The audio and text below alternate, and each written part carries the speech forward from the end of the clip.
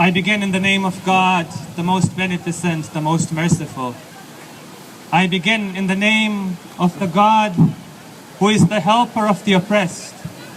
And all praise belongs to God, the Creator, the Master, and the Sustainer of the universe. And may His peace and blessings be on the Holy Prophet Muhammad and the progeny of the Holy Prophet. Allahumma salli ala Muhammad wa ali Muhammad. I see that Brother Jamshed has arrived, so I'm going to ask him to come up, inshallah, and get us started, and then I'll be back, inshallah. Bismillah ar-Rahman ar-Rahim. How are you all doing? Thank you for coming out.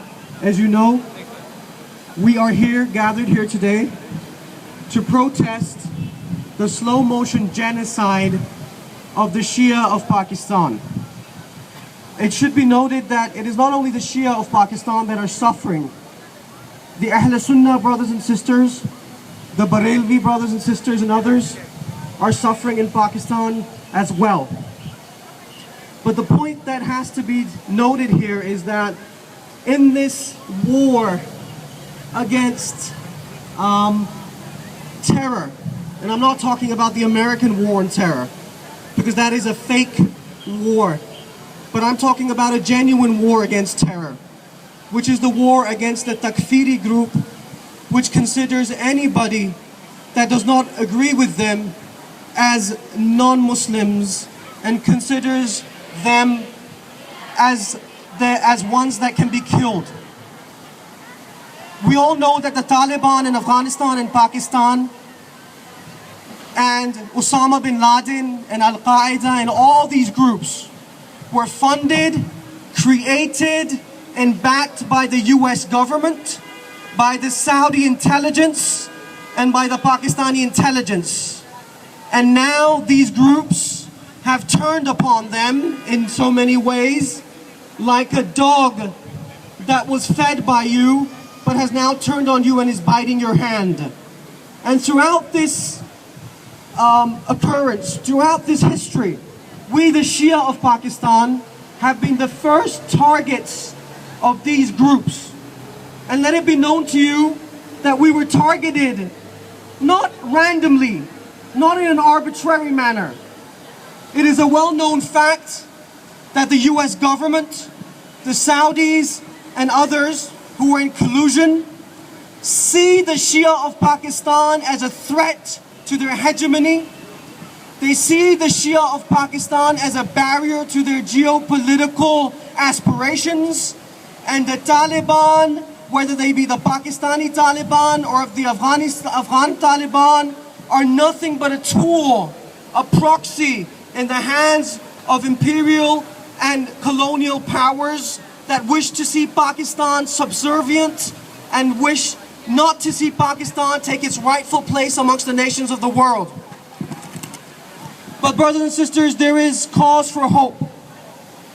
There is cause for hope because Pakistan is undergoing a radical transformation, especially when it comes to the Shia of Pakistan. What is happening in Pakistan began in January of this year. Something unusual happened. Something that had not happened since the martyrdom of Shahid Arif Hussein al-Husseini in 1988. The man who Imam Khomeini called my son. He was an amazing visionary leader, and he was someone that we can be proud of as the Shias of Pakistan for having had as our leader. He was killed in 1988 while he was on his way to pray Fajr, the morning prayers in a masjid. He was killed by these same people, these same animals in human guise. And for the 20 years or so after that, the Shia of Pakistan were muntashir. They were all over the place. They couldn't coalesce politically. They were bickering amongst themselves. They had arguments. They couldn't find a common path. They couldn't unite properly.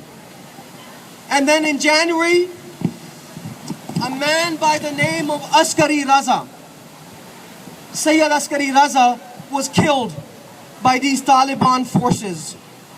And something about this man lit a spark within the Shia of Pakistan. Something about this man. And I submit to you that the sign of a true shaheed, one of the signs of a true shaheed, of a martyr, is that his blood has an effect on the masses. It does something to the masses. It has an effect on the populace. And upwards of 30,000 or 40,000 Shia congregated outside the governor house of the governor of Sindh, which is a province in Pakistan. They stayed there for 3 nights or 4 nights until the governor of that area and Rahman Malik, who I like to call Rahman Shaitan Malik, who is the Interior Minister of Pakistan, agreed to their demands. Then on March 25th, 2012, upwards of 300,000 Shia gathered in Nishtar Park, Karachi, under the guidance and leadership of Majlis-e-Wahdat-e-Muslimin, which is head by Hujjat al-Islam, Nasir Abbas. Please recite a loud salawat for his protection and for his continued guidance.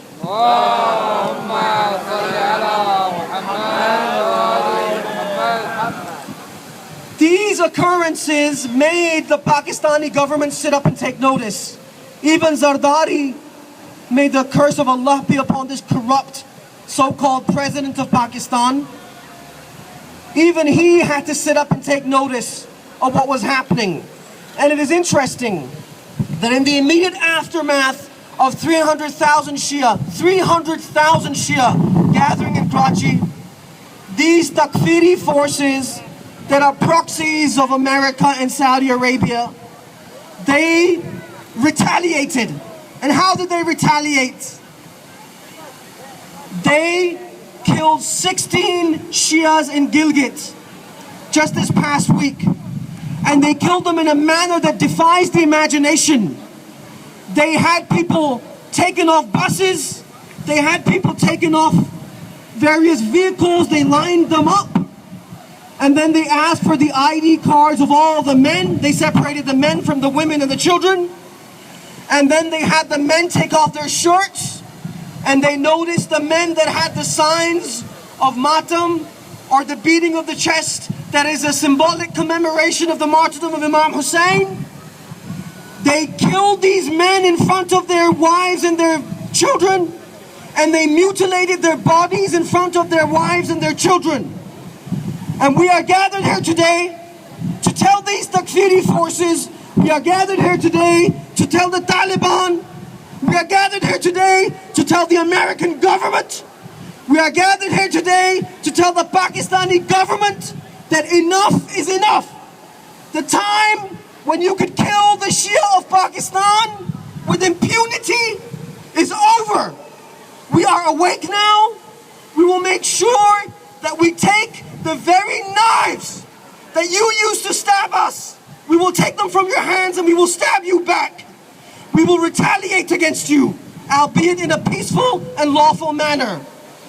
The killing of Shias is over. There's no more going to be the killing of Shias. If Shias are killed, which they will be killed, there will be consequences, there will be retaliation, and you will have to answer to us, because we are not a dead people.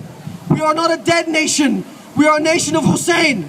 We are a nation of Abu Abdullah. And we will die, but we will not die silently. We will not die passively. We will die standing in front of you, looking you in the eyes and challenging you to scare us with death, because we have never been afraid of death. Death is nothing to us. It is just a bridge to a better place. Nare Takbir! Allah Akbar! Nare Haidari!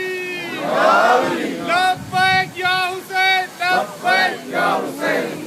Labbaik ya Hussein! Labbaik ya Hussein! And I want to tell my Canadian brethren that are standing around us wondering what the heck is going on. The history of Pakistan is complicated.